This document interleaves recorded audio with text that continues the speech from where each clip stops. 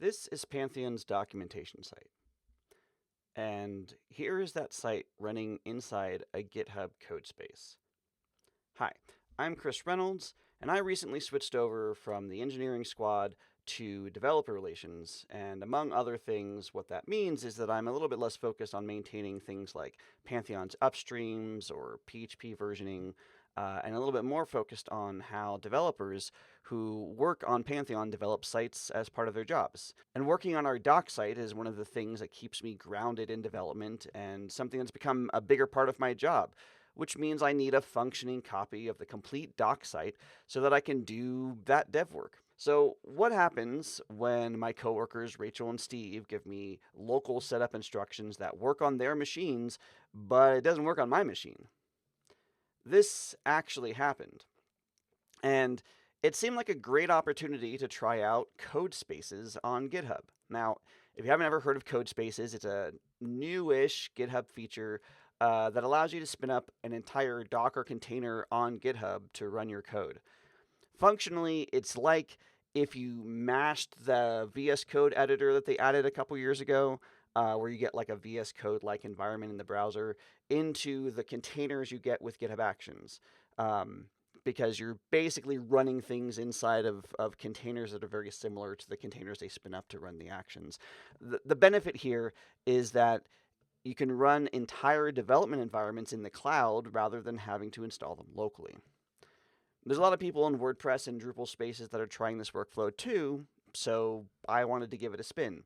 And there really wasn't much to it. Our particular instance requires an environment variable to be exported that stores a GitHub API token for some of the automated actions.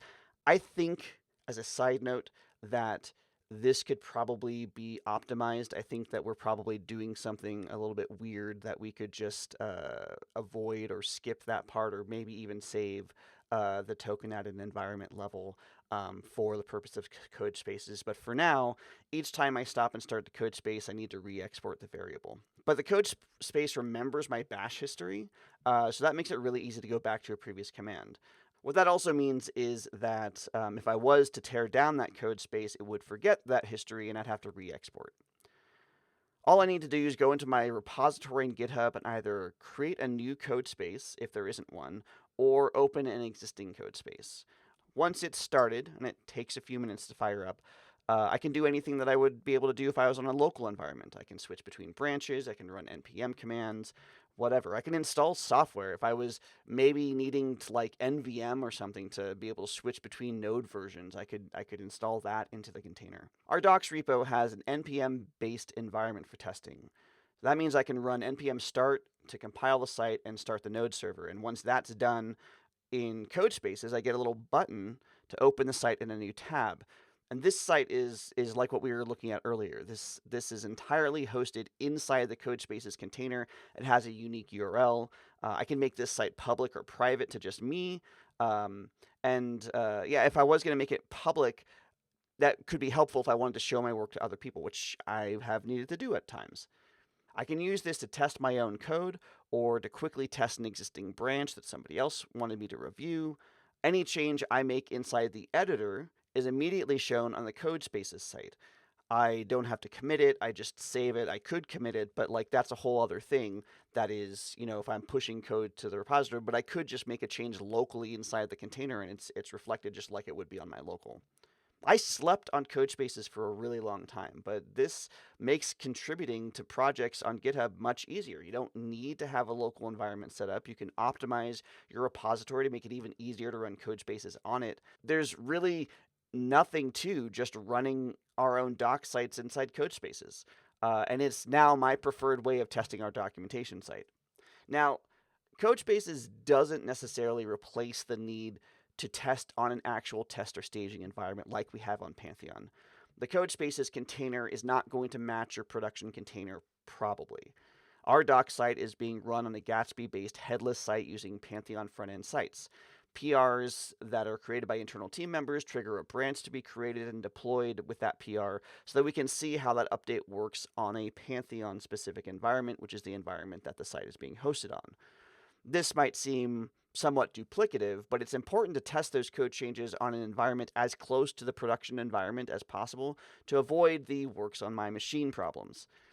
Codespaces is more of a replacement for local development and some of the requisite local environment setup that's necessary there, with an added bonus that you can share your Codespace site with a colleague if you want them to review your work. For example, it can solve the Windows versus Mac versus Linux operating system differences, since you're all testing on a similar environment in your respective Codespaces. It's all sort of the same container. But what about projects that you spend all day in? Is it worth it? Well, that probably depends on the cost. Codespaces isn't free, although you do get a block of free hours, and you do get a block of free storage. But your mileage may vary unless your organization pays for Codespaces on a broader level. Codespaces are user-based. They can be handled by like an organization level. I don't really know how that works exactly, but I know that the organization can sort of take ownership of the Codespaces, and then you're working within the org's Codespaces. But otherwise, if you're working on an individual free plan, you get 60 hours of Codespaces uptime for free, which means you don't want to leave your Codespaces running when you're done with them, because then you're just going to rack up those hours. And beyond these 60 hours, you get billed by GitHub. Similarly, there are storage and usage limits. I was actually just looking at these things the other day because I got a message from GitHub that said I'm 75% through my Codespaces storage. This is a sort of a weird thing because I didn't think I was storing a whole lot of stuff, but what it does is every time you spin up your Codespaces, it tracks that amount of space that your Codespaces use. So because the storage doesn't exist when the Codespace is not running, it only exists when the Codespace is running. And so you have a block of space, I think it's 15 gigabytes. And when that space is used up, then you're paying like 7 cents a gigabyte or something. So there are some financial things around keeping and running these things, but it's not super expensive. And I think that you generally work within what the constraints are if you're using it for spinning up tests and stuff. For example, I've been using it over the last month, and I'm 75% through my storage space, but it's going to reset in 6 days anyway. So have you tried using Codespaces or something else similar in your development workflow? Should Pantheon do more of this sort of thing and encourage this sort of working more? Let me know in the comments.